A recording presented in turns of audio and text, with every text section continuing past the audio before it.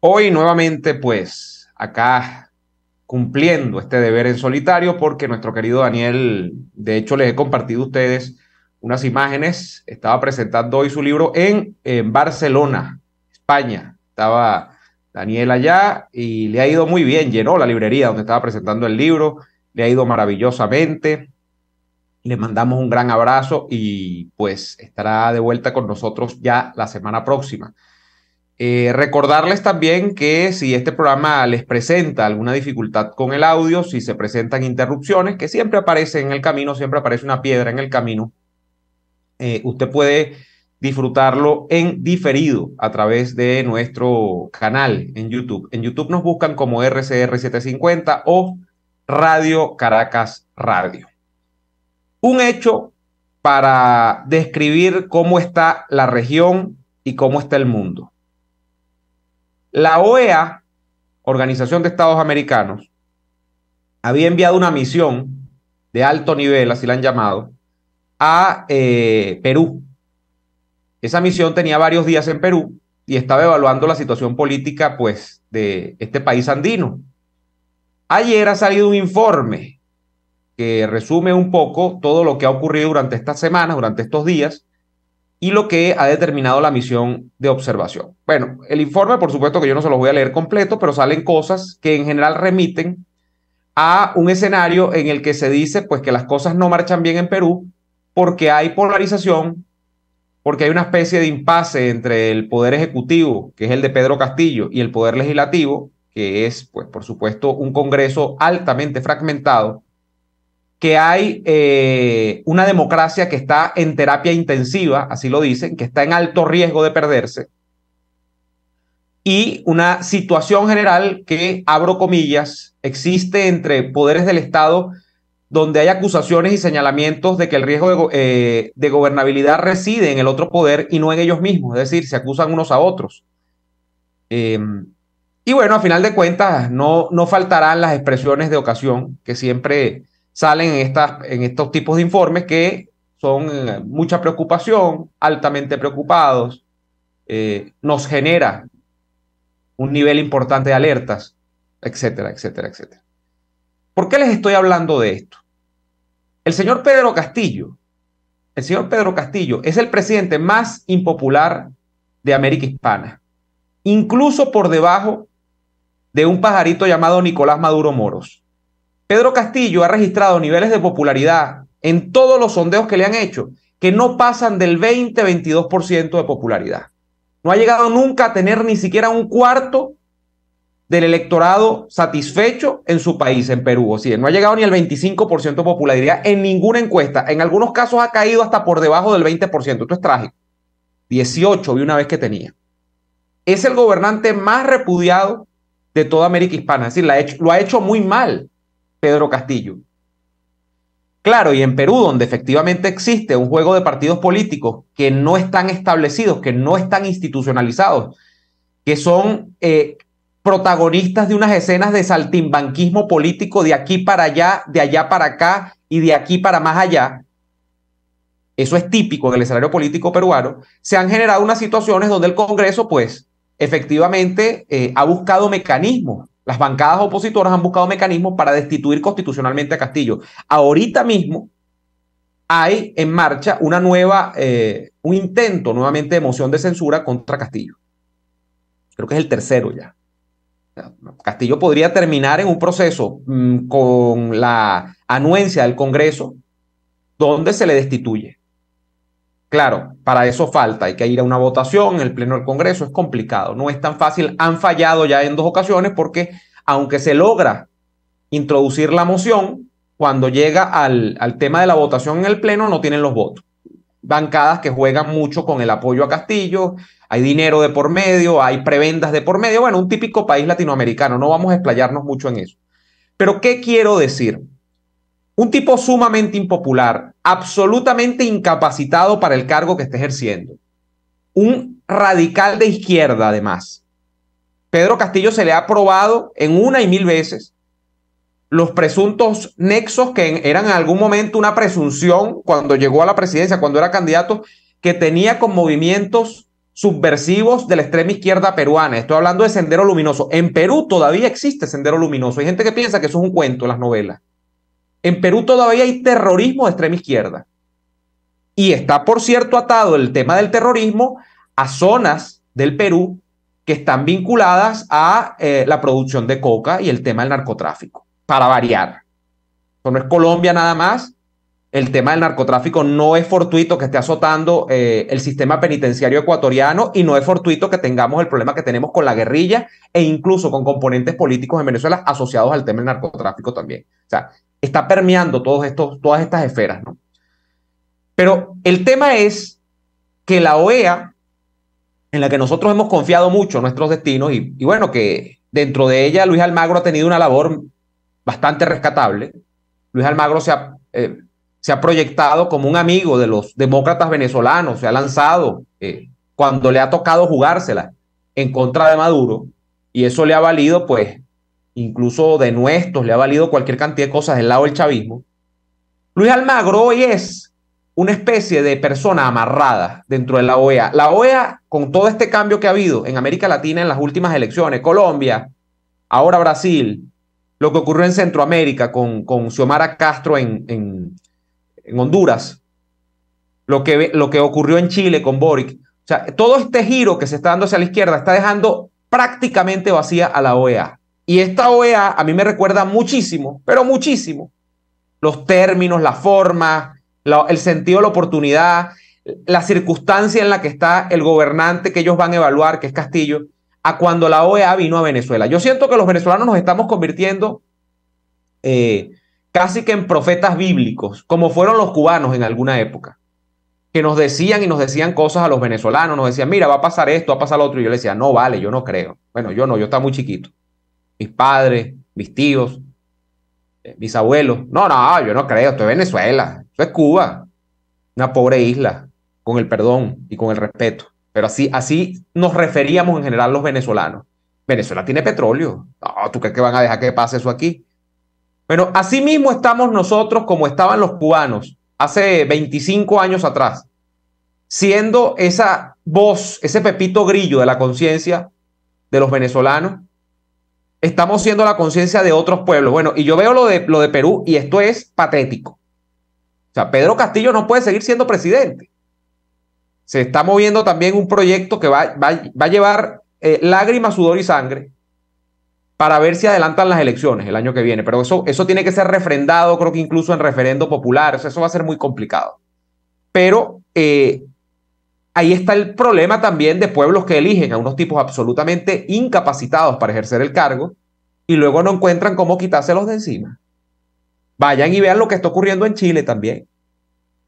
En Chile, obviamente, que Gabriel Boric no tiene capacidad para ejercer el poder. O sea, Boric es un tipo... Si en Perú el tema es de incapacidades, en Chile es de incapacidades y de estupideces, además. Tipo que no tiene manera. No hay por dónde agarrarlo. Uno dice, ¿pero qué es esto? Y frente a ello, pues, la comunidad internacional, que por mucho tiempo ha sido nuestro aliento, ha sido nuestra esperanza, con organismos como la OEA, que lo que sirven es para producir un informe para decir, bueno, no, es que no se ponen de acuerdo. Así decían de Venezuela con Chávez.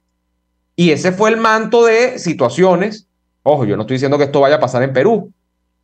El sistema político peruano tiene sus particularidades. El venezolano de hace 20 años tenía las suyas. Pero así pasó acá, llegó la OEA y llegó un punto, bueno, no, negociaciones van, negociaciones vienen, eso se dilató por más de un año, referendo revocatorio con todas las concesiones para el chavismo. Se hizo lo que le dio la gana al chavismo antes, durante y después de ese evento comicial. Y aquí estamos nosotros, viviendo al chavismo todavía. Y la OEA, bueno, por allá, los Estados Unidos.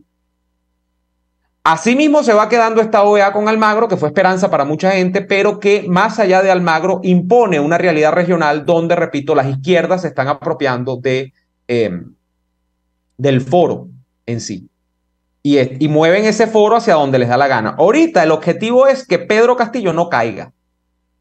Ahorita se va a generar una especie de precinto en todos estos gobiernos de izquierda latinoamericanos. Se van a mamparear unos con otros, se van a tapar las vergüenzas unos con otros, porque la idea es que ninguno caiga en este momento y que donde falta un gobierno de izquierda, pues llegue un gobierno de izquierda. ¿Dónde falta? Por ejemplo, en Ecuador. No tarda en que, bueno, en Ecuador se haga una movida judicial, porque tienen que hacerla, no lo pueden hacer directo, para que Rafael Correa sea restaurado en el poder.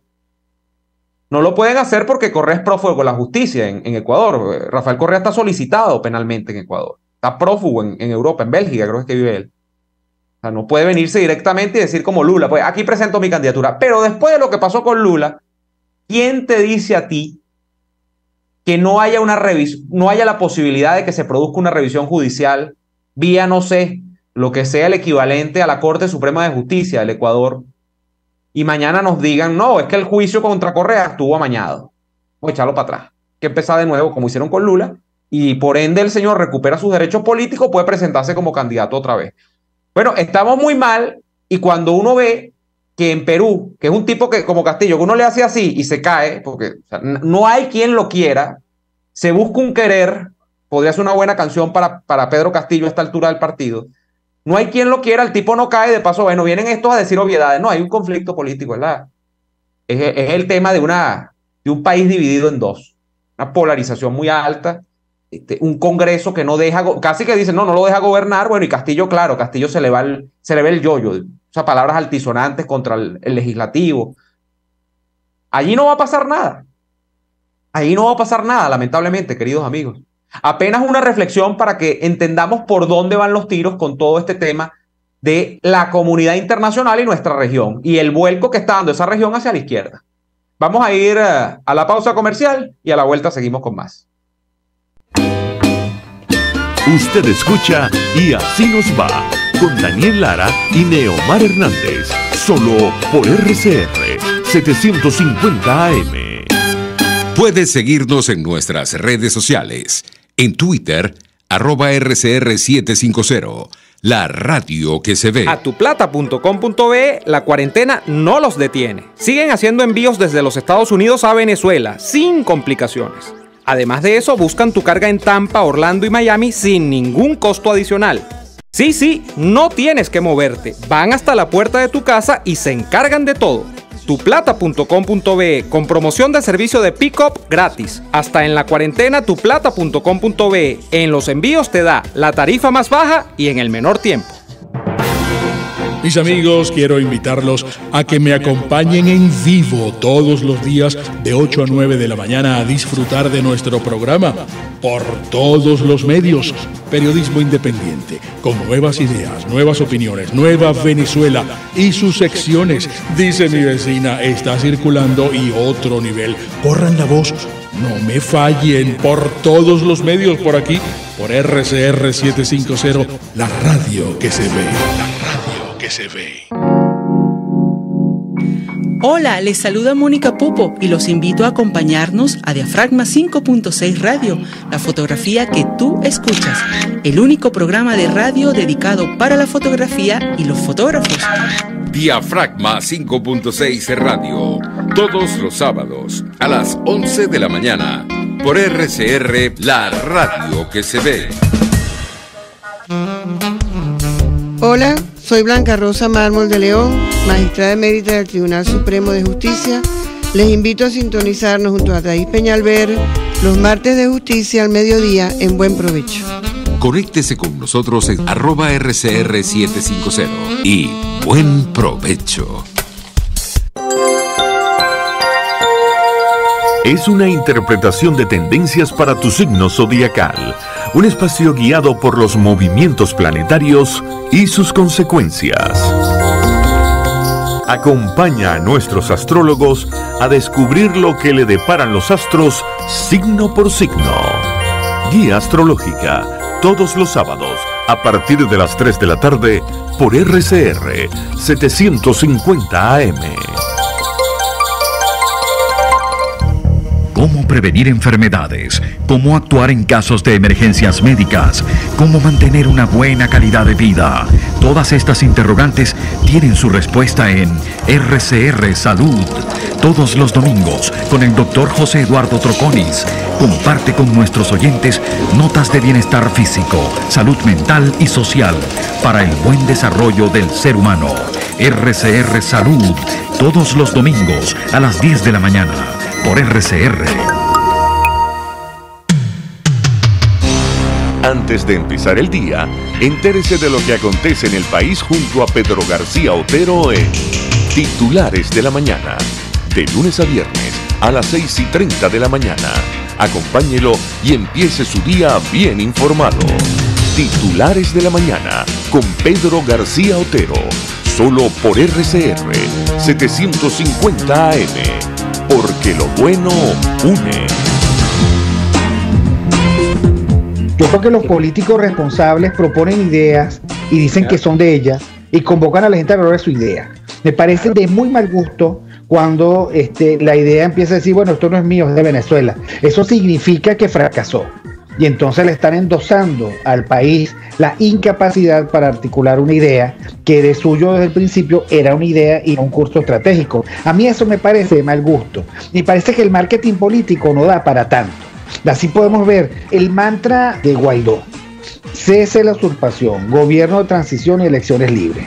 Él lo abandonó. El G4, que es del cual él es engendro, en representación bonos 2020, el hacer ingeniería financiera, recoger unos reales que no hemos visto de ninguna manera. Aquí se habla libertad con Víctor Maldonado, solo por RCR 750, la radio que se ve.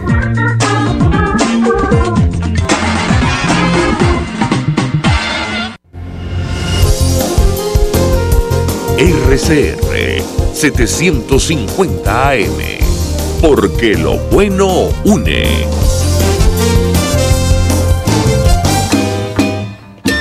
Les estamos presentando Y así nos va, cuando se tiene algo que contar, con Lara y Hernández, solo por RCR 750 AM. De vuelta en Y así nos va. Son tantas las memorias que uno tiene de, por ejemplo, de ese proceso en el que la OEA visitó nuestro país. Estamos hablando de el transcurso de los años 2003, 2004. Quizá, sí, 2003, 2004 fue ese proceso que desembocó en el revocatorio de agosto de 2004. Yo tenía para aquel entonces 14 años, 13, 14 años, ¿no? 2004, no, poco más. Por ahí bordeando los 15, 16. Y yo ya en alguna medida me interesaba por la política. Y yo veía y yo decía, oye, pero esto, uno se animaba mucho, ¿no? Porque eso se vivía por Globovisión. Y uno decía, ay, había todo ese aparato de alguna manera que empacaba las expectativas de los venezolanos a través de Globovisión. Pero cuando tú veías que el tema avanzaba y avanzaba, pero a la vez no avanzaba, sino que el chavismo siempre le ganaba la partida a la oposición, yo decía, oye, parece que estos amigos del mundo como que no están haciendo los esfuerzos suficientes o aquí la cosa no está caminando bien, ¿no? Bueno, lo mismo parece, creo que es una sensación que en general podríamos los latinoamericanos en este momento esgrimir como la sensación de desafección, la sensación de desamparo que tenemos frente al avance de esa izquierda y lo que significa tener un referente mundial, tener un espacio internacional, tener un foro que agrupe fuera de cada uno de los países que están viviendo este proceso, algo distinto que trate de contener el proceso. Bueno, no lo conseguimos. Por mucho tiempo, repito, la OEA lo fue. La OEA, desde que llegó Almagro allí, quien por cierto no tenía, cuando Almagro llega a la presidencia, a la Secretaría General de la OEA, Almagro no tenía una especie de buen currículum. Almagro venía de la izquierda uruguaya. Se decía, este va a ser un hombre funcional al Foro de Sao Paulo, va a ser funcional al chavismo. Y no fue así, fue todo lo contrario. Almagro es una de esas personas que yo creo que hay que decirlo, terminan siendo en la historia como que los grandes cambios o las grandes cosas que tú no esperabas. Esas situaciones a veces ocurren en los procesos históricos. Eso fue Almagro por mucho tiempo. Y se convirtió en el tipo contra el chavismo en la región. Ahora, de un tiempo acá, incluso ahora por razones personales, porque todo hay que decirlo, hasta el señor está siendo investigado ahora que se puso de moda también que las mujeres eleven la voz y denuncien si fueron víctimas de acoso y este tipo de situaciones.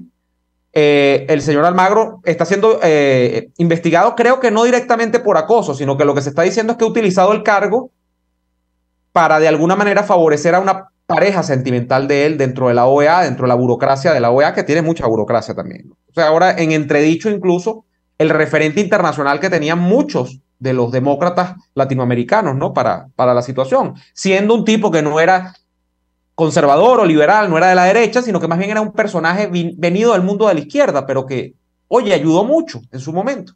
Ha tenido sus pelones también. Almagro es, en parte, uno de los culpables de que Evo Morales haya cimentado toda esa teoría de reelegirse y reelegirse y reelegirse y reelegirse en Bolivia porque tenía supuestos derechos humanos a la reelección.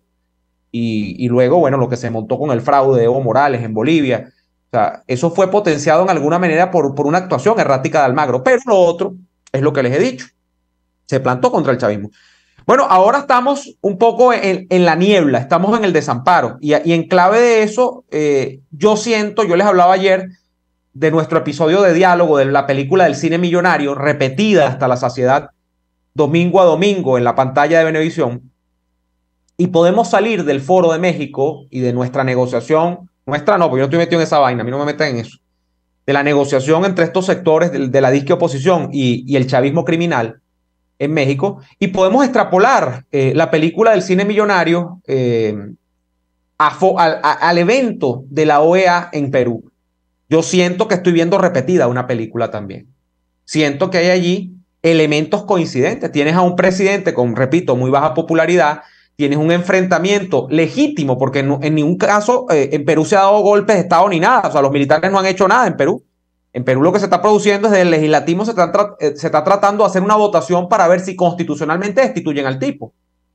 Eso pasaba en Venezuela. En Venezuela se trató por la vía legal, después se trató por una vía subversiva también y se trató por la vía legal de la protesta pacífica en la calle, ciudadana. Tampoco se pudo, porque bueno, esto era de otro nivel. Habrá que ver cómo termina lo de Perú, pero siento la película repetida otra vez en ese caso.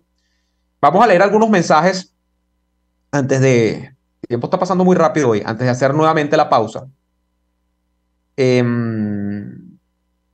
Saludos a Francisco Antonio Corona, dice buenas tardes amigos, Daniel, Neomar, amigos del chat, y así nos va. Daniel hoy, como ustedes saben, repito, en Barcelona, por ahí colgué un muy bonito video que llegó de su presentación.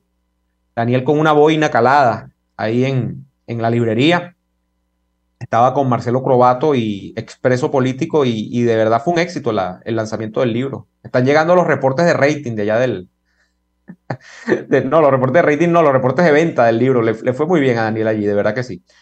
Saludos Carlos González, saludos Jorge Castro, a Betty Soto, María Maxey, JD Dalos desde Budapest, Jesús Torres, a ver.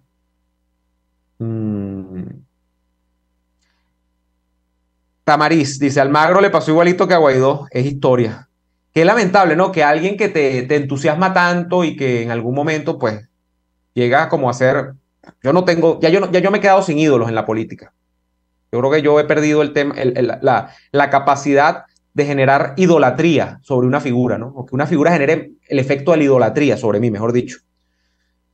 No es algo que ya me pase, ¿no? Pero qué feo es que tú tengas una persona... No solo en el ámbito político, puede ser un referente cultural, puede ser que tú lo tienes allí, ¿no? Como un referente de algo, puede ser de moralidad, de pulcritud administrativa, de buena oratoria, lo que sea, que por algo te conquista. Y pasa un evento y se te viene abajo. Y después que eso pasa, en la mayoría de los casos no hay vuelta atrás. O sea, se convierte como en un personaje manchado, ¿no? Para mucha gente. Saludos a Judith Rivero, tan fácil que sacaron a Pedro Pablo Kuczynski y este bicho bruto se enquistó. Verídico. Un presidente que a mí me engañó mucho también, ¿no? PPK en Perú. Porque PPK se veía como un banquero, pues, liberal, tipo que había hecho carrera no en la política, sino a partir de los negocios, que tenía un discurso antichavista, que tenía un discurso antiizquierda. A mí me conquistó, se me parecía mucho a lo que es Lazo ahorita. Pues Lazo es banquero también. Creo que PPK era banquero. Y termina salpicado por Odebrecht, ¿no? Que, oye, ¿a quién no salpicó Odebrecht? Bueno, a Maduro y a Capriles. Que es lo más insólito.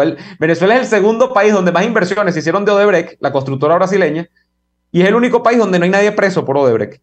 Y en Perú hay 1, 2, creo que 3 presidentes o 4 expresidentes enjuiciados por Odebrecht, nada más en Perú. Estamos hablando de Toledo, que creo que está en fuga también, PPK, que está en arresto domiciliario, creo que está preso en su casa. Estamos hablando de Ollanta Humala y la mujer, creo que era Nadine, la esposa de Ollanta Humala, que quería ser candidata presidencial, por cierto. Y estamos hablando de, creo que, yo no sé si uno de los que vino después, no era Sagasti, el otro. Creo que también están, o por lo menos estos 3 que les he dicho, 3 presidentes en fila desde el año 2000, Toledo creo que es año 2001, 2002, todos están metidos en la trama de Odebrecht. Pero en Venezuela no hay nadie metido en Odebrecht. No vayan ustedes a creer. O sea, en Venezuela es donde después de Brasil se echó más plata de construcciones, de obras de Odebrecht. Pero aquí no hay gente metida en Odebrecht. Increíblemente. Miren, señores, vamos a hacer la pausa comercial y venimos con más. RCR les está presentando a Lara y Hernández en Y Así Nos Va por su 750 AM. Sintonícenos a través de Periscope, @RCR750, la radio que se ve. En Il Sapore de la Nonna también consigues cortes de carne para los paladares más exigentes, como el delicioso steak pimienta, un lomito con salsa de crema picante, o el famoso cartocho de lomito, que viene preparado con queso gratinado, tocineta y champiñones. Acompáñalos con cualquiera de las increíbles pastas o papas al vapor y la sensacional ensalada César de Il Sapore de la Nonna. Visítalos en la avenida Victoria, diagonal a la bomba de gasolina Guayana. Il Sapore de la Nonna, el sabor de Italia en Caracas. De costa a costa, cada semana, usted podrá ser parte del sentimiento varguense que inundará la señal de RCR, el Pitazo en Vargas. Acompaña a Luis López en el recorrido por la ruta de la actualidad informativa en el litoral. Comentarios, denuncias, reportes de tránsito y cómo están las playas. Información de primera mano de todo lo que ocurre en el estado Vargas. El Pitazo en Vargas, todos los domingos, a partir de las 8 de la mañana, por RCR 750 AM. Antes de empezar el día, entérese de lo que acontece en el país junto a Pedro García Otero en Titulares de la Mañana, de lunes a viernes a las 6:30 de la mañana. Acompáñelo y empiece su día bien informado. Titulares de la Mañana con Pedro García Otero, solo por RCR 750 AM, porque lo bueno une.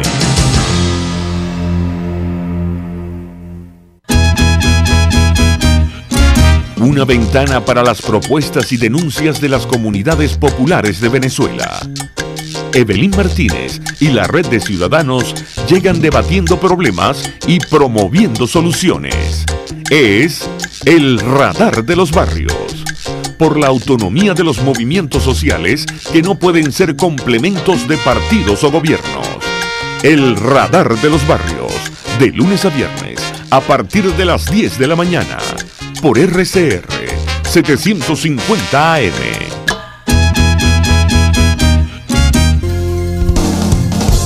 RCR 750 AM. Porque lo bueno une.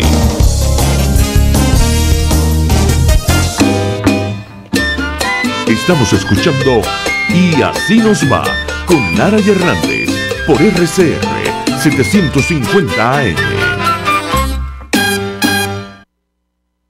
De vuelta en Y Así Nos Va, de vuelta en Y Así Nos Va. Recuerden que hoy es, aunque no lo parezca, la lluvia nos tiene a todos mal. La lluvia nos tiene a todos en otra galaxia. Pero hoy es viernes de los oyentes. 4829750, 4829750. Podemos pasar un par de llamadas, si así lo dispone la tecnología, en breve. Y también podemos leer sus mensajes del chat, que ya los vamos a leer. Pero aquí hay gente, a propósito del chat, que está preguntando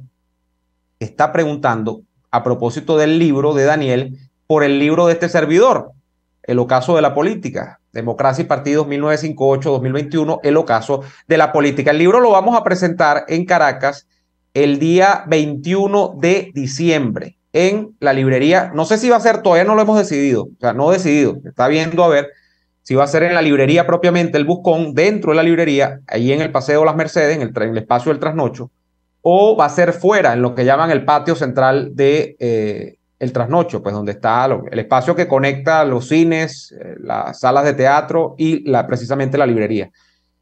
Cuando tenga pues lo que llaman el flyer, lo voy a compartir con ustedes en las redes sociales y me encantaría verles. Por supuesto que de antemano les anticipo que es un evento completamente gratuito, no va a haber ningún tipo de cobro de entradas y bueno, se tendrá el aforo o está previsto que sea para la gente que pueda ir, no hay ninguna limitación en el aforo. Lo que sí me han dicho que bueno, que si no alcanzan las sillas habrá mucha gente parada. Yo espero que sea así, aunque sea un poco malo de mi parte, porque estoy diciéndoles que van a pasar trabajo ahí parado 1 o 2 horas, lo que dure el evento.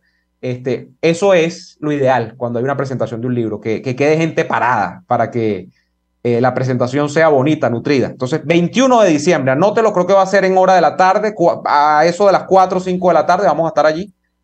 Y va a contar, les anticipo, ya los he comprometido, cuando tenemos una llamada, ya la vamos a pasar, con la moderación de José Domingo Blanco, alias Mingo, y me va a acompañar en la presentación del libro, pues mi prologuista, la señorita Thaís Peñalver. Entonces, Mingo, Thaís y Niomar ese día. Ya estoy como Lilia Morillo, hablando de mí en tercera persona. Qué cosa tan fea, tan repelente. Vamos con la llamada. Buenas tardes, ¿con quién hablamos? ¿Dónde nos llama? Buenas tardes, Salvador Hernández de Nueva York, ¿cómo estás? A ver, ¿no? ¿Cómo? Buenas tardes, ¿con quién tenemos el gusto? ¿Dónde nos llama? Salvador Hernández de Nueva York, ¿cómo estás? Hola, Salvador, bienvenido, adelante. Bueno, lo que te quiero decir es que es patético lo que está ocurriendo en las Américas y no hay manera que los pueblos entiendan que el sistema de izquierda lo único que trae es retraso y destrucción. Que compran este tipo de ideología populista y solo llevan desastre. Y como tú dices, el ejemplo es Cuba y Venezuela. Y por ejemplo, mira, en octubre visité Cuba para algo que estaba haciendo en Cuba. Y bueno, tuve la oportunidad de leer la mitad de tu libro porque se fue la luz por 4 horas. Y para ponerle la guinda al pastel, fui a un restaurante y fui con un grupo y ordenamos un mojito y el bartender me dijo que no podía darme el mojito porque no tenía los materiales, que lo único que tenía era gin Antonio cerveza. Y bueno, y el resto es que no hay nadie en la isla que hable nada bueno y lo único que dice es que la esperanza es que sus hijos se puedan ir de la isla. Gracias, Omar. Gracias a ti, Salvador. No sé si tenemos otra llamada en línea, me dice producción, ¿no tenemos llamadas? No, lo que sí tenemos es, y ya vamos a pasar con una sorpresa que teníamos para el día de hoy. Tenemos con nosotros a don Antonio Ledesma. Antonio, buenas tardes, ¿cómo estás? Bienvenido. Buenas tardes, un placer estar contigo, por supuesto con toda tu audiencia, que sé que es bastante. No sé cómo se ve la imagen. No, está bien allí. Bueno, allí estás bien, te ves con la bandera de Venezuela. Hoy queríamos traer a Antonio Ledesma, porque a propósito, miren, Daniel está presentando un libro en Madrid en este momento, su primer libro. Con piñata. Yo voy a presentar mi primer libro, Antonio, en el 21 de diciembre acá en Caracas también. Y tú estás en un rol similar. Creo que ya, este no es tu primero, llevas una cadena de libros escritos en los últimos meses. Te has dedicado a hacer algo que los políticos venezolanos, el libro, allí sí no estamos perdiendo. Ajá. Ese fue el primero. Pero te has dedicado a hacer una cosa que los políticos venezolanos no están haciendo o que tienen mucho tiempo sin hacer. Antes lo hacían mucho, en épocas de otra acción democrática, en épocas de otro COPEI, que era escribir, a teorizar, a generar puntos de vista sobre temas. Y has presentado, entiendo, en estos días en Miami, donde estás ahorita, tu libro sobre tu visión y la visión de muchas otras personas que tú has recogido a través de testimonios sobre Carlos Andrés Pérez. Este año, donde se cumplían o se estarían cumpliendo los 100 años del nacimiento de Carlos Andrés Pérez. Bueno, Antonio, bienvenido. Queremos saber de qué va tu libro, más allá de lo genérico, de saber que es un libro para tributar un poco a la memoria de Carlos Andrés Pérez, tu libro llamado Carlos Andrés Pérez, el presidente que murió 2 veces. Bueno, sí, en efecto, es un tributo porque este libro fue escrito desde el respeto, desde la admiración a un amigo, pero sin que se reduzca a ser un panegírico. Por supuesto, una compilación de anécdotas, porque un libro sin anécdotas termina siendo fastidioso, y anécdotas que viví directamente, porque tuve la honra y la gran oportunidad de trabajar muy de cerca con el presidente Pérez, al mismo tiempo de acontecimientos verídicos, porque los he confirmado. Fue un trabajo arduo, porque pude entrevistar por lo menos a 60 personalidades, entre ministros, exministros, periodistas, intelectuales, líderes de distintos sectores de la vida nacional e internacional. Luego, la revelación de acontecimientos que hasta el momento nunca se han puesto a la luz pública, como por ejemplo las actas de las reuniones entre el partido y el gobierno, porque a mí me correspondió ser el secretario ejecutivo de la comisión que regulaba las relaciones partido-gobierno, y por eso decidí, para aclarar contradicciones, dudas, cómo fueron realmente los debates de Carlos Andrés Pérez con la alta dirección del partido, cómo se discutió el gran viraje, cómo se discutió la descentralización, cómo se discutió el momento en que se eliminó Recadi, en que se impulsó la reforma comercial, todos esos grandes proyectos que tuvieron mucha significación en aquellos años. Y desde luego, más que el tributo al amigo, es también una suerte de llamamiento a las nuevas generaciones a que conozcan la historia de este personaje, que por más de 7 décadas se dedicó con mucha pasión a la actividad política, disciplina que asumió como un apostolado, porque Carlos Andrés Pérez, cuando tenía 14, 15 años, ya estaba haciendo activismo político en Rubio.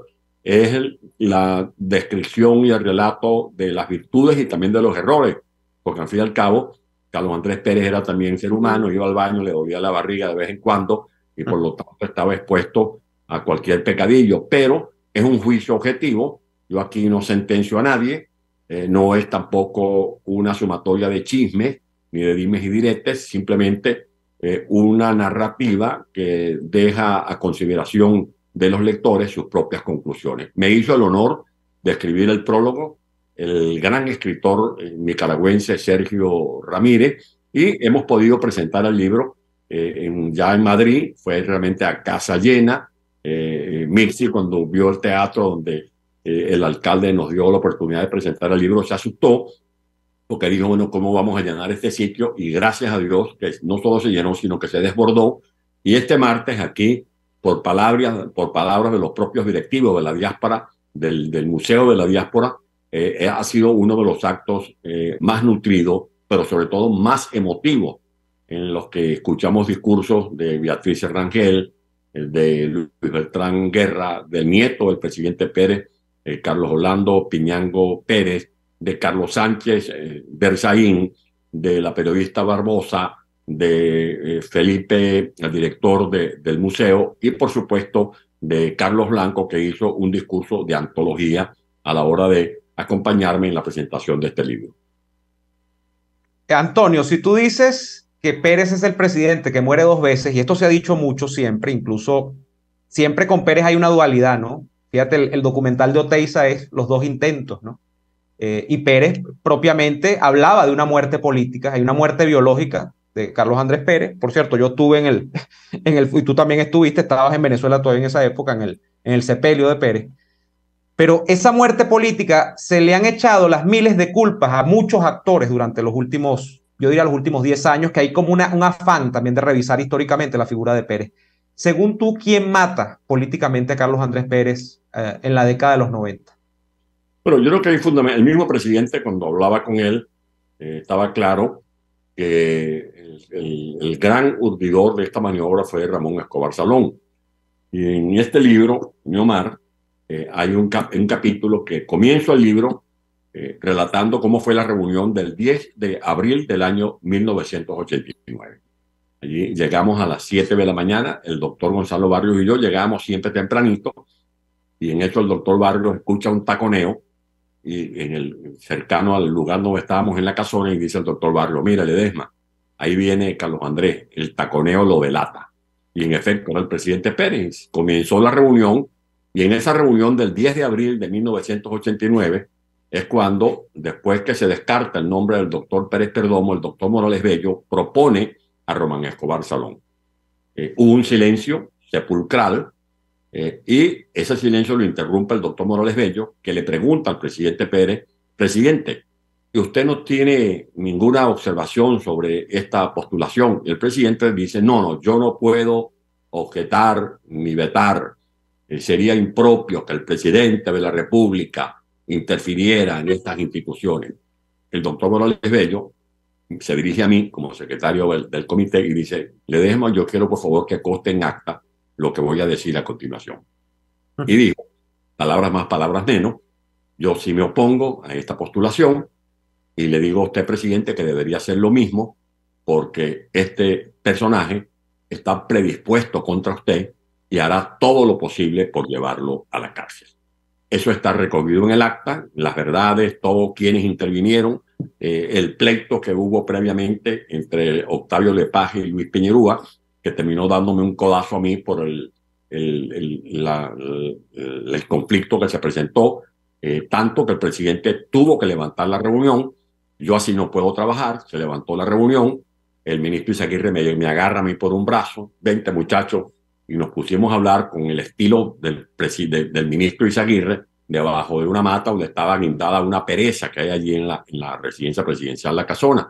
Luego se reconstituye la reunión y es cuando designan, se aprueba el nombre de Román Escobar Salón. Por supuesto, ahí también interactuó mucho José Vicente Rangel, y luego, después de esos dos intentos de golpes militares que el presidente Pérez supo dominar, que supo conjurar, vino entonces la conspiración civil por este grupo de causavientes, de rencores, de retaliaciones que el presidente Pérez calificó como la rebelión de los náufragos, y se produce la maniobra. Allí, por supuesto, se sumaron algunos factores políticos, entre ellos, lamentablemente, sus compañeros de Acción Democrática, porque había gente que se ha equivocado, creen que esto fue en el 93. En el 93 fue, el 20 de mayo del 93, fue la decisión de la Corte Suprema de Justicia. Y luego viene la decisión del Congreso. En esa decisión del Congreso, Acción Democrática mantiene una posición aparentemente solidaria con el presidente Pérez. El problema es en mayo de 1994, cuando entonces viene el tema de la decisión de la Corte Suprema de Justicia, y se aprueba la exclusión del presidente Pérez de la militancia de Acción Democrática. Después, unos días después, se convoca un CDN. Ese CDN fue en Caraballeda. A mí me llama Héctor Cedillo, me dice: mira, el presidente Pérez que quiere hablar contigo urgentemente. El presidente estaba todavía en el Junquito. Yo me voy al Junquito, y cuando me recibe el presidente era muy formal y muy respetuoso, era muy de usted, muy de usted. Y cuando llego a la cárcel del Junquito, me consigo a Coromoto. Coromoto me dice: bueno, él terminó hace rato, estaba haciendo ejercicio con un palo de escoba. Y cuando voy a entrar a ver al presidente, que se estaba arreglando, me dice Izaguirre: bueno, ya está. Él cree que todavía es presidente y cree que yo soy ministro de Relaciones Interiores. El estilo de Izaguirre. Y cuando el presidente me recibe, me dice: mira, Ledesma, lo he llamado para pedirle un favor. No, presidente, lo que usted diga. Entonces me dice: usted es uno de los dirigentes que más vinculan conmigo en Acción Democrática. Yo quiero que sea usted el que lee esta carta que he escrito para que los delegados del CN reciban mi mensaje. Para mí fue un gran honor que el presidente me haya escogido a mí, y en efecto, yo soy el que leo la carta.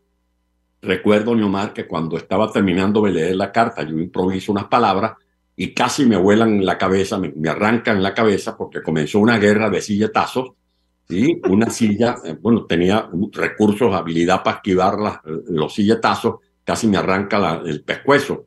Así terminó esa situación en Acción Democrática, y ese presidente que da lugar a este título, el presidente que murió 2 veces, es porque a Carlos Andrés intentaron matarlo varias veces. Físicamente hubo un plan de un atentado en un edificio que está ubicado en Chacao, se llamaba la Operación Geranio. El que aborta esa operación de atentado contra Carlos Andrés es Erasto Fernández, que detiene a un guerrillero vinculado con los cubanos que estaba asaltando un banco, y la presión que le metió Erasto dio lugar a que este tipo dijera: bueno, si yo les doy una información que de este momento ustedes me ayudan a minorar la pena. Bueno, cómo no, pero canta, le dice Erasto. Y el tipo dice, bueno, en este momento van a matar a Carlos Andrés Pérez. ¿Dónde? En el edificio, creo que Los Geranios, algo así. ¿Eso fue en qué año, Antonio? Eso fue en los años 60. En el libro están todos los datos especificados porque son testimonios verídicos. Y agarran allí a un militar cubano que se enfrenta a la DIGEPOL, le dan de baja al militar cubano. Ese fue atentado físico, de los que lo salvó Erasto, Santos Gómez, Manso González, pero luego viene el atentado moral. A Carlos Andrés lo acusaron de ser agente de la CIA. Eso fue una de las grandes afrentas contra Carlos Andrés. El presidente decía que no había cosa que más lo hiciera montar en cólera que esa acusación. Él amenazó incluso al gobierno de Washington con romper relaciones, y eso se evitó porque el presidente Jimmy Carter, gracias a las gestiones de diplomáticos venezolanos, le mandó una carta de puño y letra que en horas casi a las 10:30, 11 de la noche le llevó el embajador de Estados Unidos a Miraflores, donde se le hacía un desagravio al presidente Pérez, y luego vino la invitación de Carter al presidente para visitar la Casa Blanca. Luego lo acusaron del negocio del Sierra Nevada. Allí actuó muy bien en el Parlamento el doctor Canachemata, el doctor Morales Bello. Hubo gente como Américo Martín, como Moisés Moleiro, que se negaron a votar a favor de aprobar la moción de responsabilidad administrativa. Acusaban a Carlos Andrés que se había metido en un negocio de la compra de un barco llamado Sierra Nevada, cuando el presidente Pérez venía nada más y nada menos de hacer la nacionalización petrolera, que involucró una masa monetaria de más de 50.000 millones de dólares, cosa que se hizo de la manera más transparente. Y lo último fue la acusación de la partida secreta, en la que interactuó Escobar Salón y todas las maniobras que se pusieron en marcha para hacer el antejuicio de mérito. Esa fue la muerte moral. Recuerdo a Neomar, aquel discurso del presidente.